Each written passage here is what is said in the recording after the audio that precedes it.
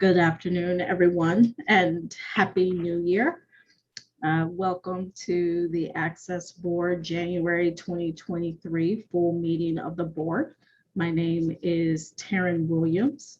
The time is now 1 p.m. Eastern Time. And I will now officially call this meeting to order. Before we begin, I'd like to remind everyone to please keep your cameras off and mics muted unless you are speaking. Also, before you speak, please state your name for the captioner.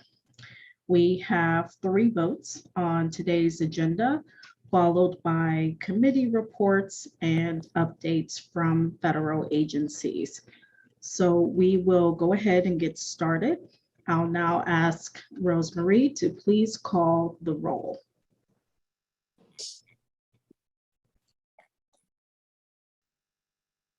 Thank you, Madam Chair. When you hear your name, please say here or present. Starting with Elver Arisa Silva. Present. HHS Allison Barkoff. Allison will be late. This is Brian Bard from HHS. She sends proxy to the chair. Noted. Thank you very much. Karen Breitmeyer. Karen Breitmeyer's present.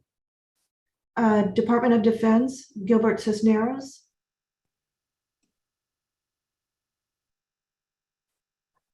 Department of Justice Kristen Clark. Christina Galindo Walsh for AAG Clark, proxy to the chair. Thank you. Department of Transportation Christopher Coase. Christopher Coase is here. Thank you. Heather Dowdy. Hello, Heather here. Gregory Fairback. Gregory Fairback is present. Amy Hamraoui.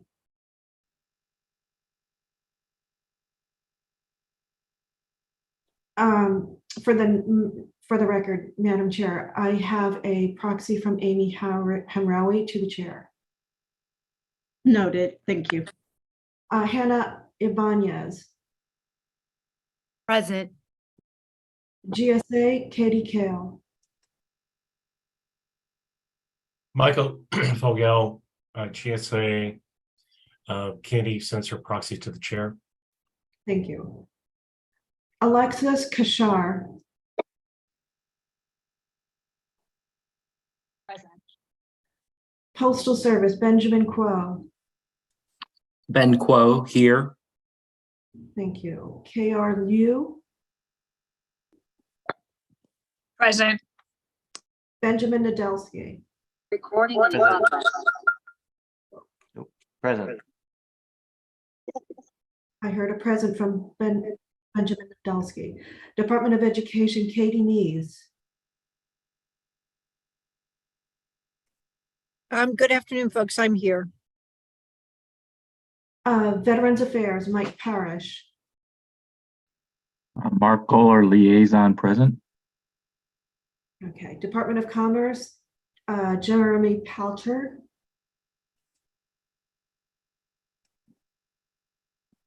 Victor Pineda. Present. Madeline Ruvalo. Madeline Ruvalo, present. Karen Chamley. Present.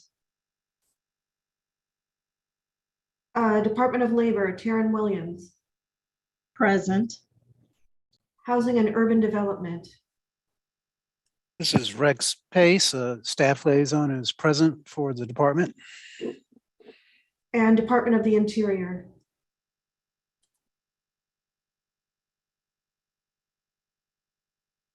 Okay, did I miss anybody?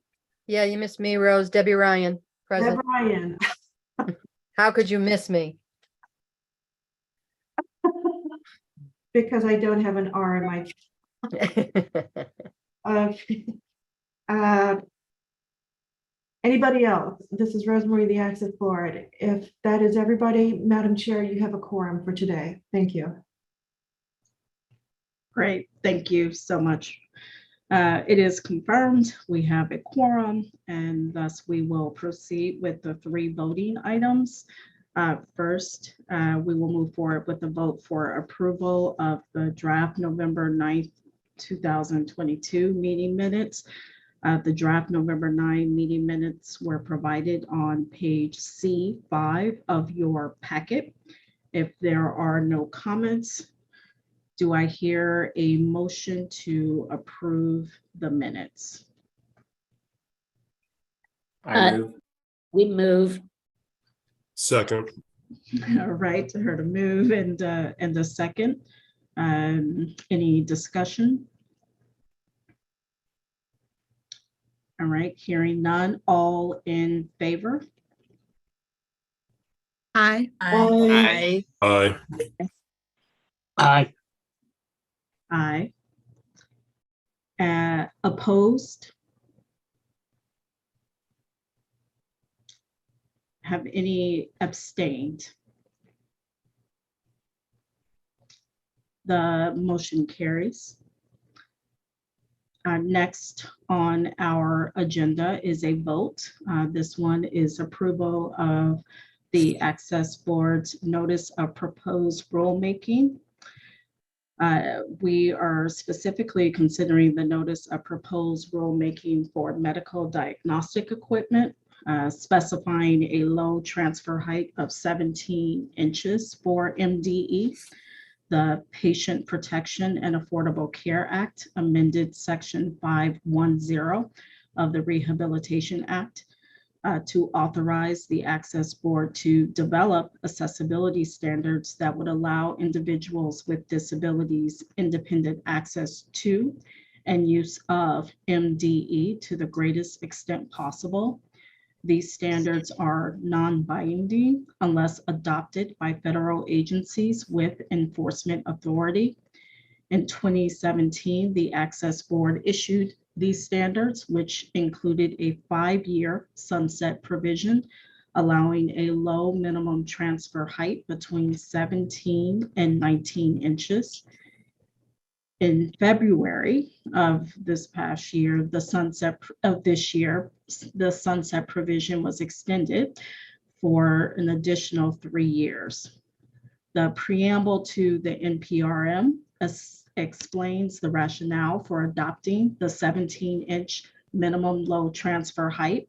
This NPRM has previously been discussed with the board, and a copy of the NPRM, including the preamble, was shared with board members in December. A vote in favor of the NPRM means that it would be sent to the Office of Management and Budget, OMB, for interagency coordination, after which, assuming OMB clears the document, it would be published in the Federal Register for public comment. Is there a motion with respect to the NPRM?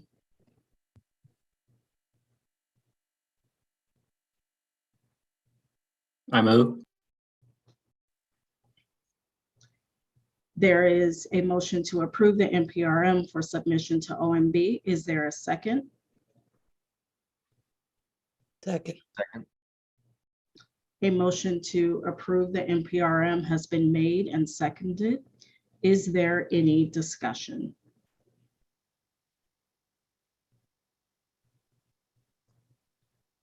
Hearing none, we will now proceed to a roll call vote.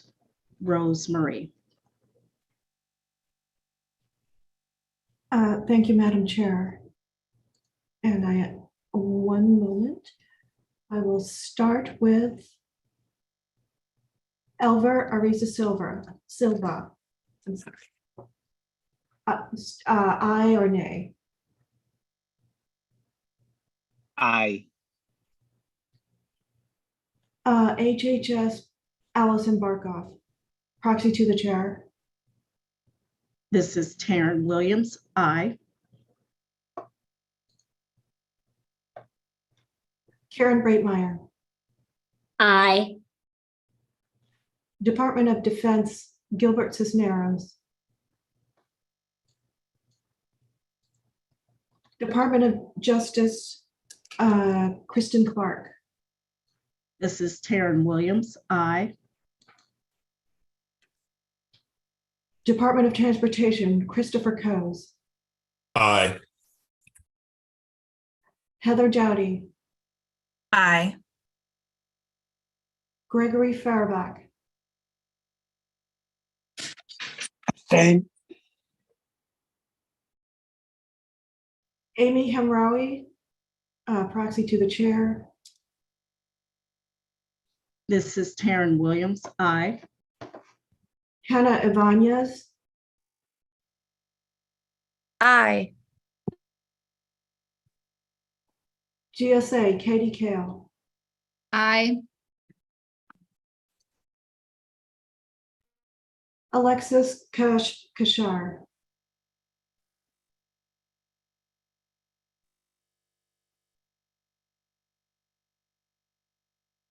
Alexis Kashar. I can't see what's happening. We weren't able to hear, Sarah, we can't hear your audio for some reason, but Alexis did come on camera and say aye. All right, thank you very much. I'm sorry, I don't have visual on the screen. Thank you. Postal And Service. Benjamin Alexis Quinn. came back on camera, said again, just to be safe, I'll say aye again. And now I'm off camera. Thank you very much. Postal Service, Benjamin Kuo, Aye. KR Liu, Aye. Benjamin Nadolsky, Aye. Katie Nees, Aye. Aye. Veterans Affairs, Mike Parrish. Department of Commerce, Jeremy Pelter. Victor Pineda, Aye. Aye.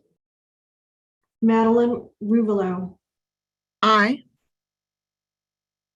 Deb Ryan, Aye. Karen Chamley, Aye. Department of Labor, Taryn Williams, This is Taryn. Aye. Housing and Urban Development, The department supports the motion, but I do not have a voting member today. okay, thank you, and Department of Interior for the cause. Okay. Madam Chair, you have 19 in favor. Thank you, Rosemarie.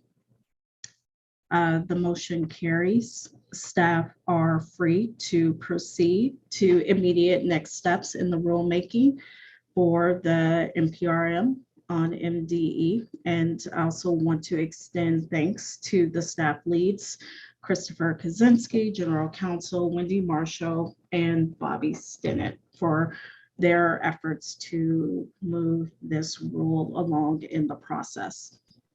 We will now move to the third vote. This one is to approve the board's next two out-of-town locations for 2024 and 2025. Members of the Planning and Evaluation Committee heard proposals for visiting a number of cities for future out-of-town visits. These included New Orleans, Los Angeles, and Cape Cod.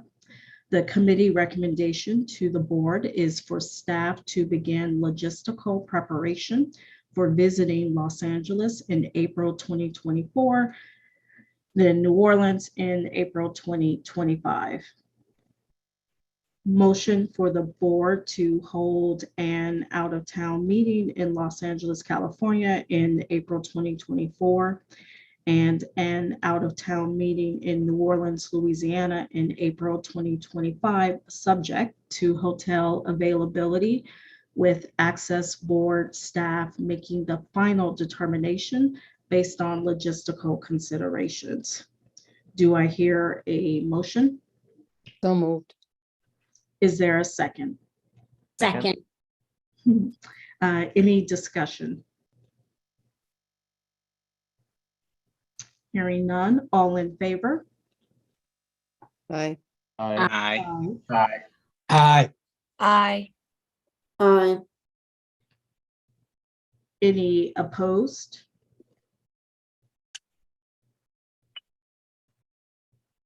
Any abstained? Madam Chair, I don't have a proxy for this vote from the Department of Justice.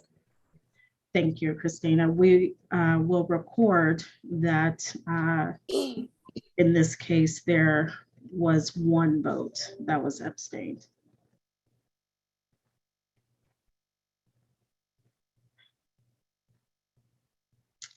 Noted for the record, this is Rosemary. Thank you. Thank you, Rosemary.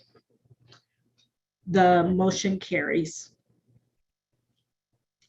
We will now move to the next item in our agenda. The next item is the Executive Director's Report.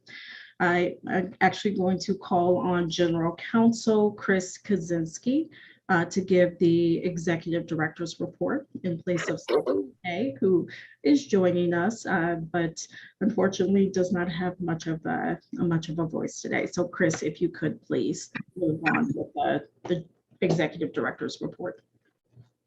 Madam Chair, thank you very much. Sachin is on the call and so is available if anyone has questions, but did not feel he had the voice to get through the entire Executive Director report.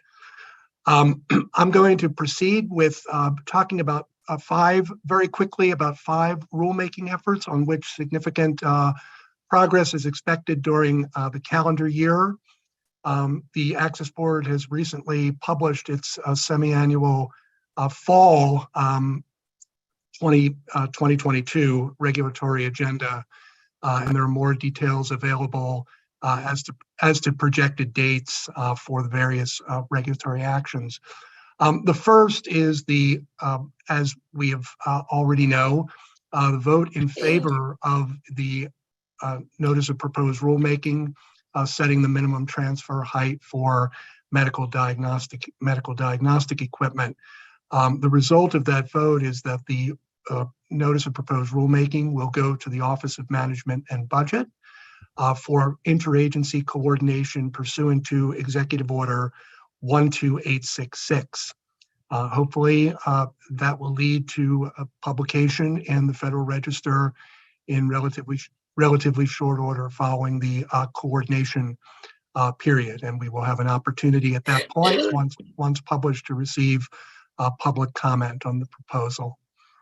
The next item is the final rule on the guidelines for public accessibility of public rights of way, or PROAG, Public Rights of Way Accessibility Guidelines. We anticipate that shortly the board will have an opportunity to vote on the regulatory package for PROAG in order to send that forward to the Office of Management and Budget for coordination with hopefully publication in the earlier part of this calendar year. The next item is the rulemaking we're engaged in on the accessibility of self-service transaction machines.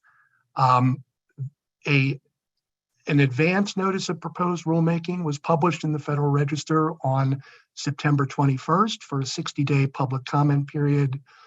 We received 83 comments by the close of the comment period. Staff is in the process of evaluating the comments in order to move forward with the drafting of a rule or of a proposed rule on standards or guidelines for the accessibility of self-service transaction machines, something that we intend to accomplish before the end of the calendar year, the issuance of the notice of proposed rulemaking. The fourth rulemaking concerns the accessibility of electric vehicle charging stations. And we are currently developing, as many of you, as certainly board members know and other members of the public may know, we have issued guidelines, recommendations in the form of a technical assistance document on this subject. We are now moving toward rulemaking on the subject, and staff is preparing a notice of proposed rulemaking that we hope to go forward according to our regulatory agenda sometime in the summer of this year, around July of 2023, according to the agenda. The last is our ongoing rulemaking concerning the accessibility of passenger rail vehicles.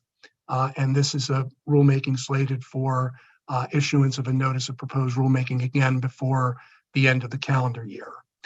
Those are our rulemaking initiatives. I want to turn briefly to some technical assistance outreach efforts that the board has been undertaking and staff have been undertaking.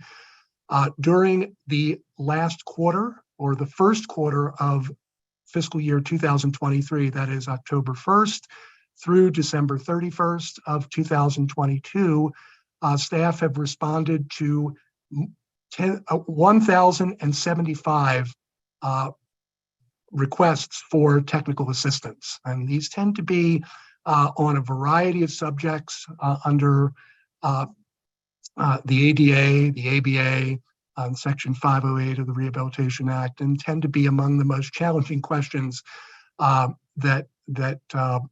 we get now from the public. And we fielded, as I said, 1,075 of those. We've also been working on a couple of technical assistance efforts, one in collaboration with the NIH Rapid Acceleration Diagnostics Tech Program, or RADX. Now, what RADX is doing is, among other things, developing a document on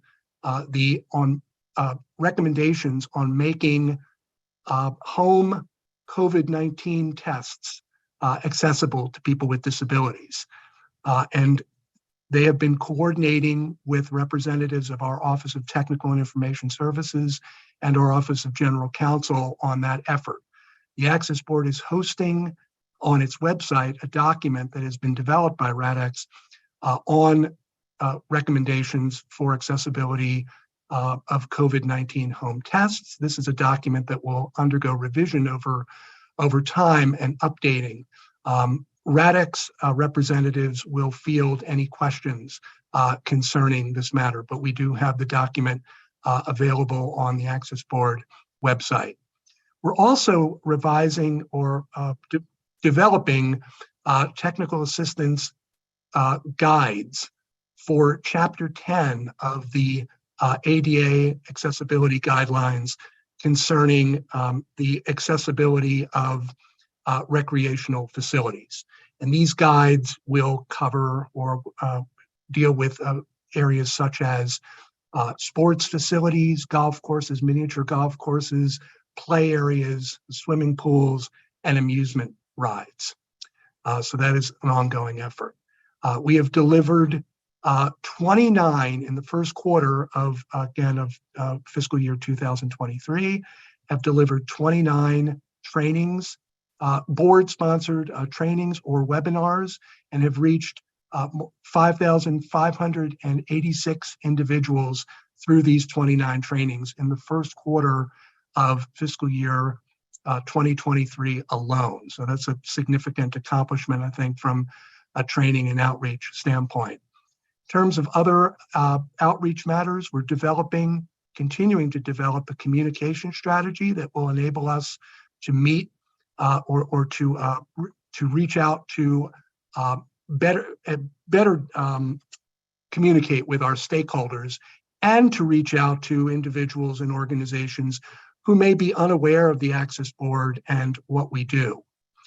We're involved in significant activities concerning Executive Order 13175, which concerns agency outreach to and work with tribal nations. We've worked over the past several months with federal agencies, including the Department of Education and the Department of Health and Human Services Administration, the Department of Health and Human Services Administration on Community Living, as well as Disability Rights California on these efforts.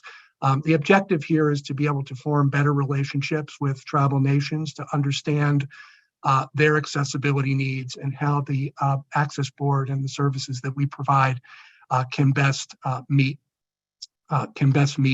those needs. I want to say something about staffing changes at the board. As you know, those of you who attended the last meeting, Bill Botten has left. He was our training coordinator in the Office of Technical and Information Services. And we are actively looking for a replacement. We can't really replace Bill in a real sense, but we are looking to fill the position of training coordinator.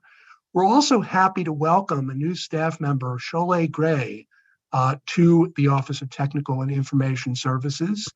And she has considerable experience that will benefit the Access Board tremendously. She previously worked for the New York City Buildings Department as a plan reviewer there. She has worked at various architectural as a code reviewer. She's previously worked at architectural and engineering firms in all manners of plan development and approval concerning designs of hospitals and schools that serve individuals with disabilities. She is an alumnus of the New Jersey Institute of Technology, where she has a degree in architecture, and we are pleased to welcome her to the Access Board.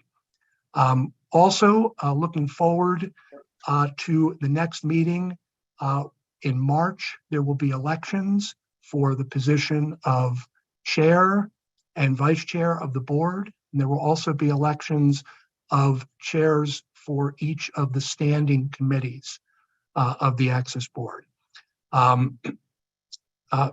Those will occur in March.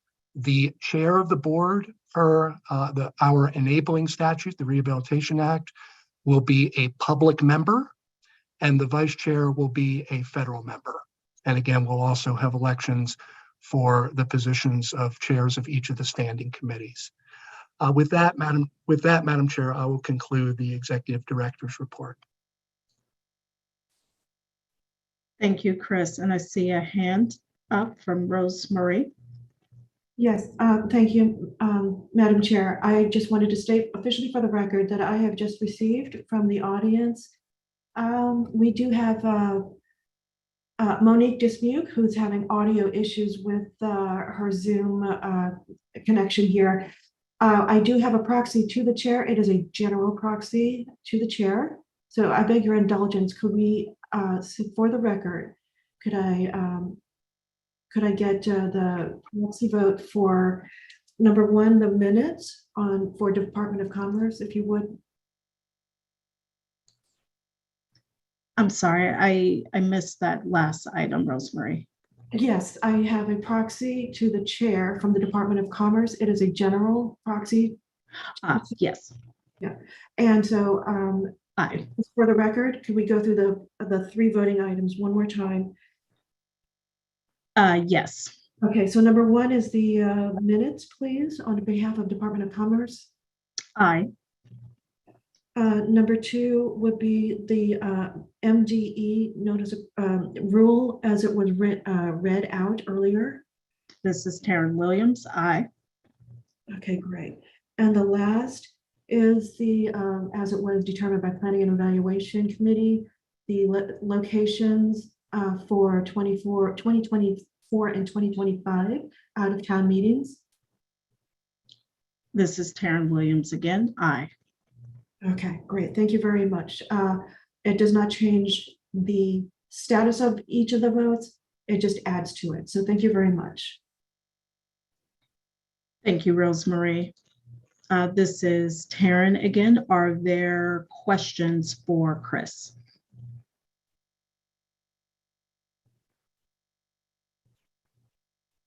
Okay. There is a question. Chris? Thank you, Chair. It's not necessarily a question, but just a re-emphasis. This is Department of Transportation, Christopher Coase, and specifically on the public right-of-way rule. Just want to say that the Department of Transportation is very much committed to working and assisting with the board to do whatever we can in capacity to facilitate the final issuance of the rule, incorporating the standards into DOT's ADA regulations as quickly as possible. As you know, we are trying to rapidly submit our EV charging supplemental rule, which this is dependent upon. So again, we just want to reemphasize the department's willingness and assistance to support in any capacity possible to facilitate. Thanks. This is Sachin. I just want to show my appreciation that department's support for the rule, and our hope is to get the PROAG rule for a vote in the next few weeks. Great. Thank you, Christopher, and thank you, Sachin. Are there other questions for Chris or for Sachin?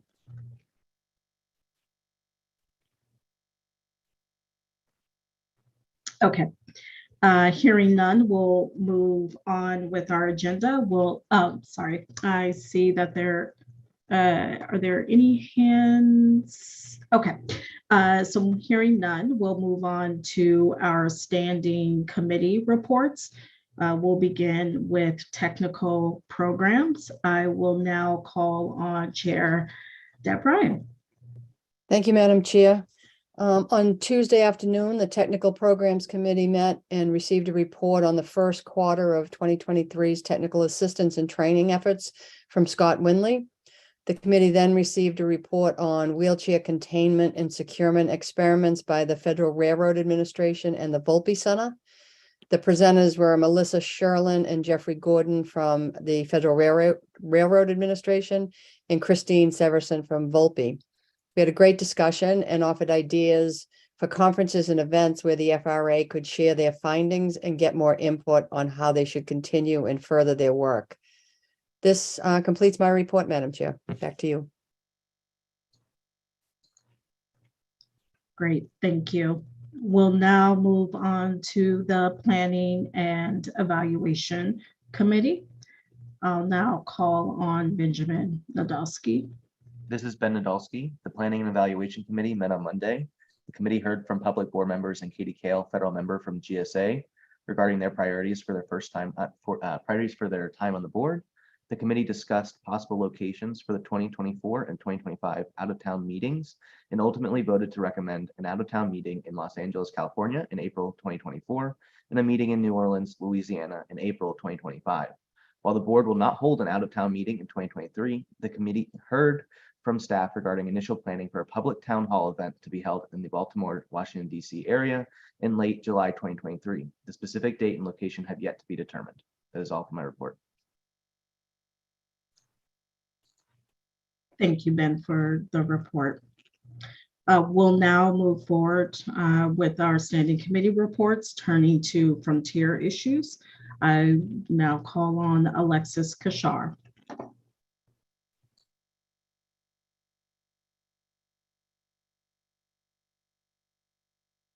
Hello, Madam Chair. This week, the Frontiers Committee met to discuss hot topics that we would like the board to help prioritize and review. We wanted to get the board's feedback on various topics that we would like to get their input on and get presenters on throughout the year.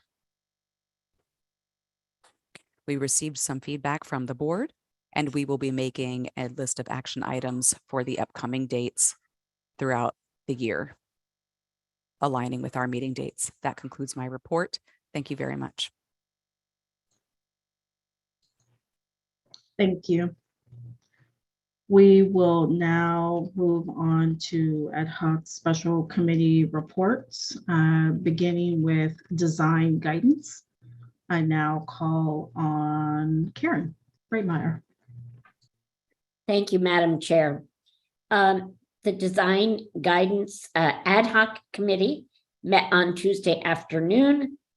The staff team gave a report on the status of the work being done on Chapter 10, which is the recreation section, the guide for that. This process involves updating the text and the graphics so that they are accurate, updated, and more in the style of the other chapter guides. During our meeting, the team presented the work being done on the graphics of the recreation facility guides. And that completes my report.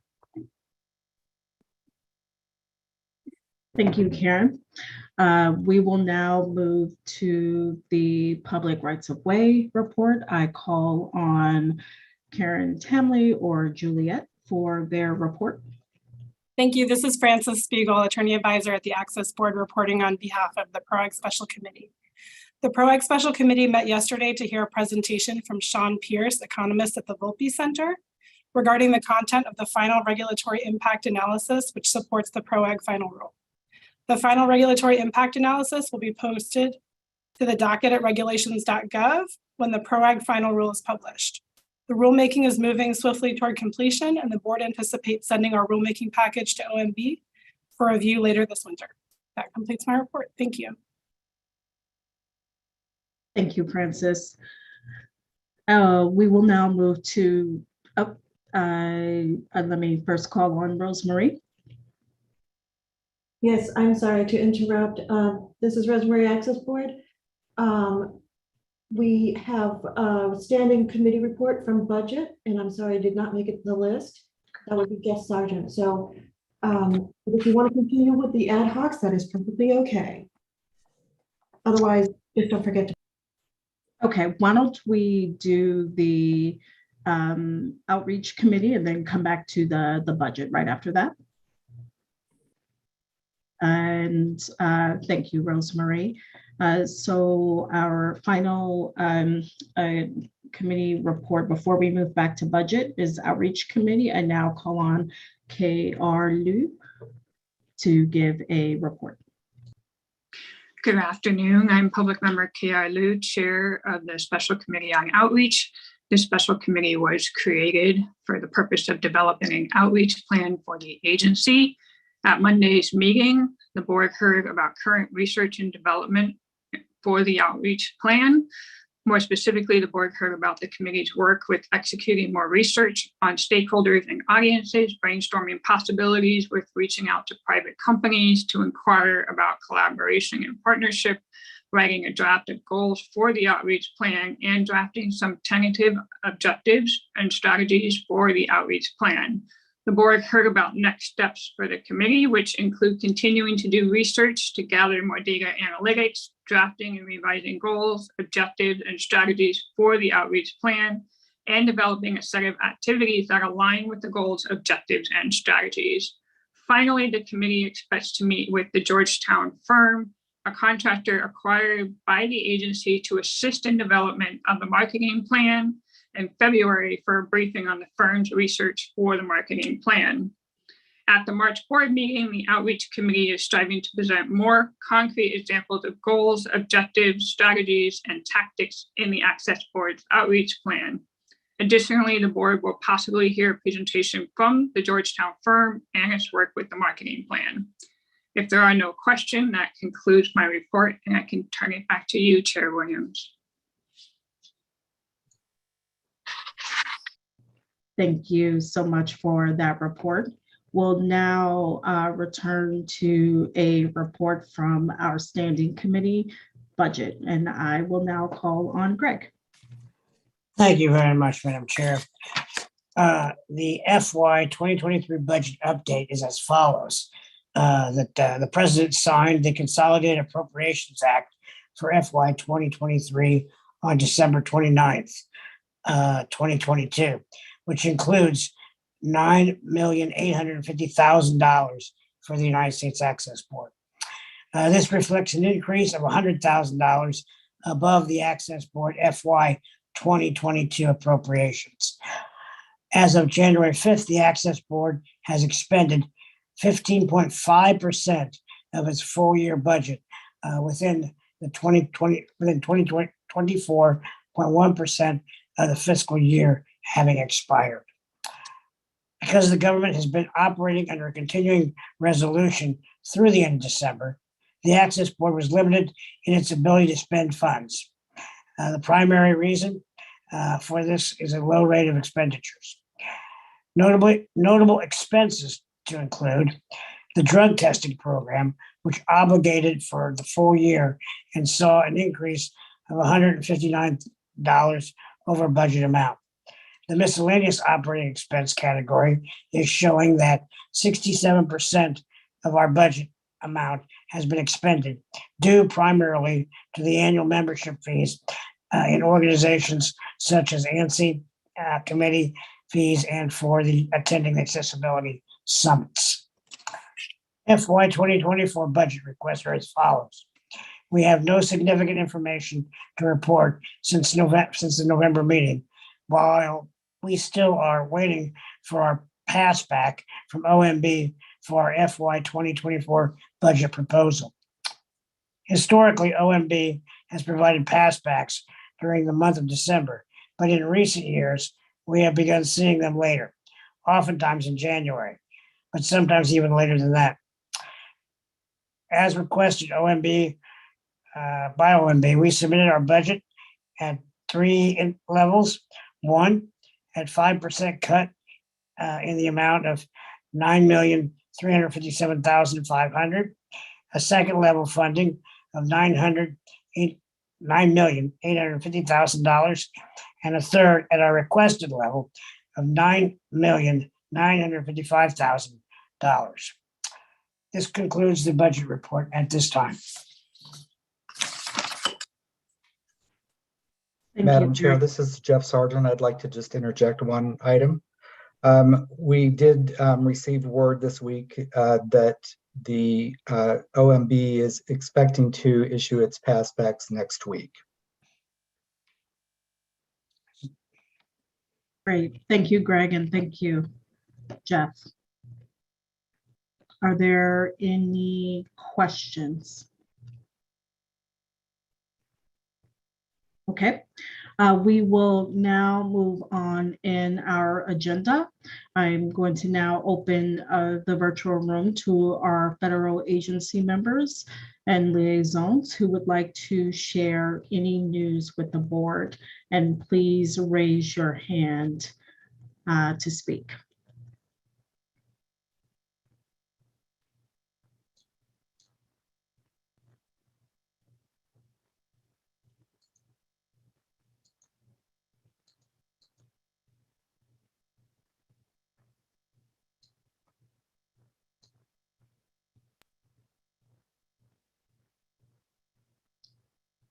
And this is Taryn Williams. I'll give a brief update on behalf of the Department of Labor, and then we'll ask any of our federal members or liaisons to please raise your hand to provide an update. So on behalf of Department of Labor and specifically the Office of Disability Employment Policy in October, as you all know, the Biden-Harris administration launched its blueprint for a Bill of Rights. This is intended to help guide the development and use of artificial intelligence or AI systems so that they protect the rights of the American public. The fact sheet for this initiative does include Office of Disability Employment Policy, or ODEP, resources that foster accessibility and equity for workers with disabilities. And our AI and Disability Inclusion Toolkit outlines practices that organizations can adopt to use AI tools in both fair and equitable ways. We also continue to work with federal partners and community groups on equitable AI policy development. We are tracking and informing the AI risk management framework that is coming out of the National Institute of Standards and Technology that is expected to be released this month. We are also participating in weekly meetings with key organizations in this area, including the American Association of people with disabilities and a policymaking group called For Humanity, with the goal of building a framework for organizations to audit their AI systems for disability, inclusion, and accessibility. I'll give just one final update on behalf of the Department of Labor, and that is that just last week, ODEP's Partnership on Employment and Accessible Technology, or PEAT, as we call it, launched a new disability-led innovation report. This is a short brief that highlights creative ways that disability-led startups are leveraging artificial intelligence to match and hire people with disabilities. And our agency would be happy to assist the board in arranging a future presentation with these leaders, and we're quite excited about the progress there. I'm going to stop there with the Department of Labor updates, see if there are additional updates that our federal members would like to provide. And if you have an update, please raise your hand to speak.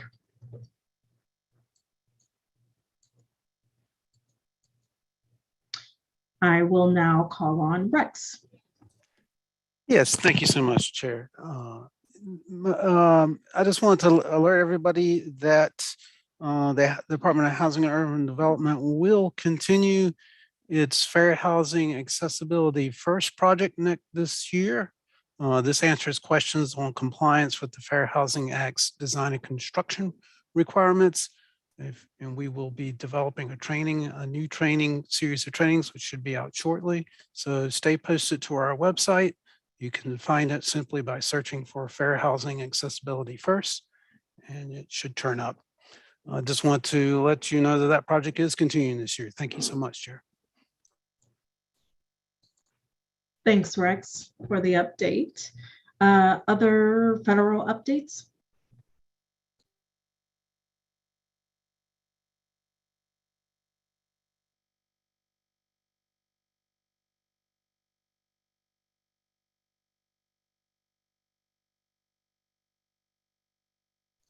Christopher?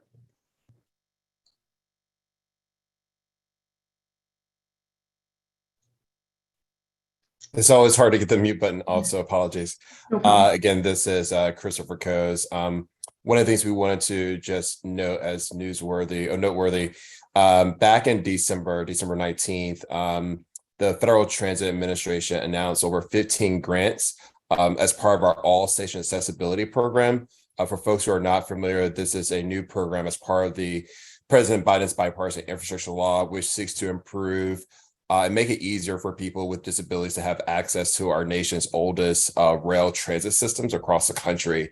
Again, we awarded over $686 million in grants, which will be the first round of this program. So we are really excited, and we have about another $1.75 billion through 2026 for this program. So again, thank you for those who spread the word, but we're really excited about this announcement and seeing some of the improvements of these stations moving forward.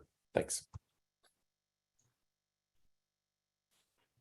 Thanks so much, Christopher. Other federal updates?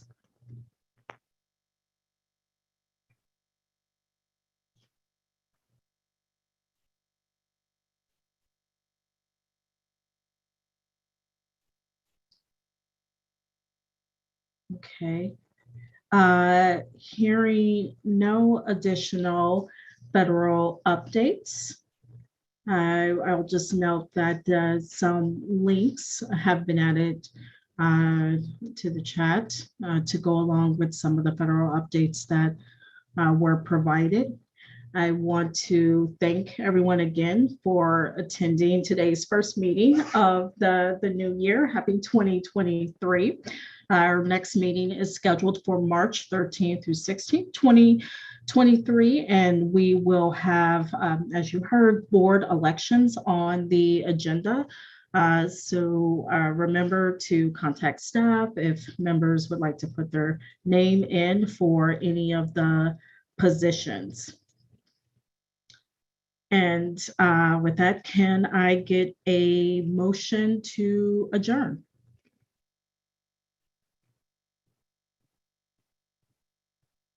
I move. All right, so we've got a motion to adjourn, and so moved. And we will consider this meeting officially adjourned. Happy January, everyone, and we look forward to seeing you in March. Thank you so much. Thank you, everybody. This is Rosemary Access Board. My personal thanks to interpreters Sarah and Jen and Denise for today. We will see you guys next time. Thank you. We are officially adjourned.